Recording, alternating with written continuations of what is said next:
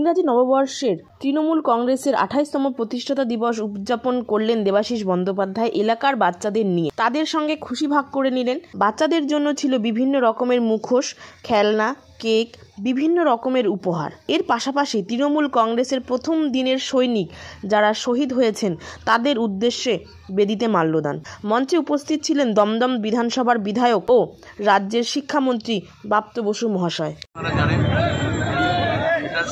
তৃণমূল কংগ্রেসের জন্মদিবস আমাদের নেতৃত্বে আমাদের বলেছিলেন যে মানুষের সঙ্গে থেকে মানুষকে সঙ্গে নিয়ে যাতে আমরা দলীয় পতাকা তোলার পাশাপাশি শহীদদের স্মরণ করি এবং কিছু সামাজিক কর্মসূচি যাতে আমরা আমাদের বিভিন্ন এলাকায় পালন করি। আজকে আমরা সবাই মিলে আপনারা দেখছি যে দমদম রোডও একটা নতুন করে একটা খুবই আলোর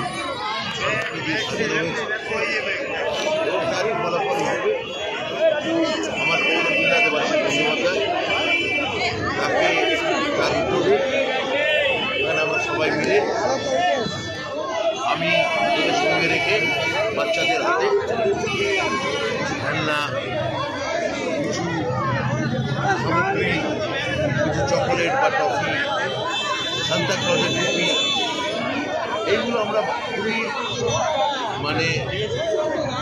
আমাদের এই এলাকায় যেমন অনেক কলোনি এলাকা আছে তেমনি অনেক মধ্যবিত্ত বাড়ির বাচ্চারাও আছে, প্রত্যেকের বাচ্চারাই আজকে একসঙ্গে হাত ধরাধরি করে এই খেলনাগুলি নিল এবং এটা আমার মনে হয় যে খুবই এলাকা এখানে সংগঠিত হল।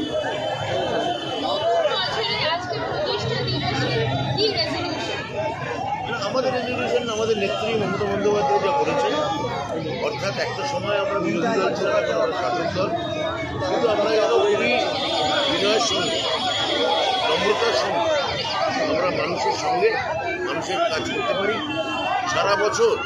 আজকে যে আনন্দ বাচ্চাগুলো পেল, এই আনন্দ যাতে সারা বছরে আমাদের এই দমদমবাসী পান। আমি জানি যে সারা বছর কোনো মানুষের পক্ষে আনন্দ পাওয়া সম্ভব নয়, আনন্দ এবং দুঃখ দুটোই জীবনে এক অপরিহার্য দার্শনিক সত্য, কিন্তু আনন্দ দেওয়া আমাদের কাজ, যাতে পরিষেবা দেওয়া আমাদের কাজ, উন্নয়ন ঘটানো আমাদের কাজ। এই উন্নয়ন পরিষেবা বা এই ধরনের সাংস্কৃতিক অনুষ্ঠান যা মানুষকে একটু সচল এবং সজীব লাগে, সেগুলো যাতে আমরা সারা বছর করতে পারি, এটাই আছে।